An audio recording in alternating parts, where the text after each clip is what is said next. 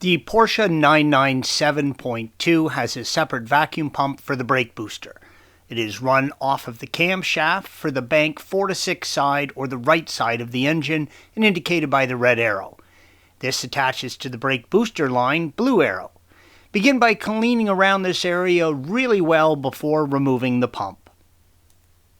Remove the 3 E10 Torx screws holding the pump in place, red arrows, and an E10 Torx holding the vacuum line to the pump, blue arrow. Do not remove the T screws as they just hold the cover of the pump in place. You will want to remove the lower E10 Torx as well to give you a little room to remove the line when removing the pump, red arrows. There are tabs or ears on the pump by the fastener openings that you can use to gently pry the pump away from the engine, red arrow.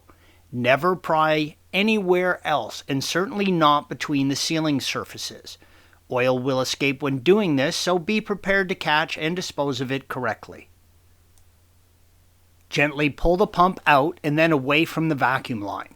There are 2 O-rings in this line that you will need to replace, red arrow. If you are reinstalling the pump, you must replace the 2 O-rings, red arrows.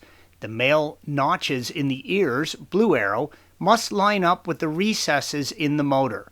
Note the position of these when you remove the old pump and move the new pump ears into that position.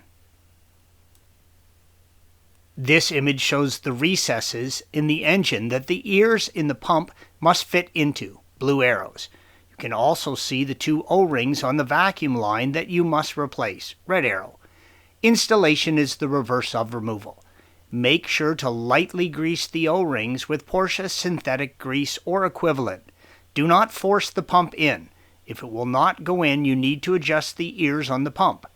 Torque the screws to 13 Newton meters or 9.5 foot-pounds.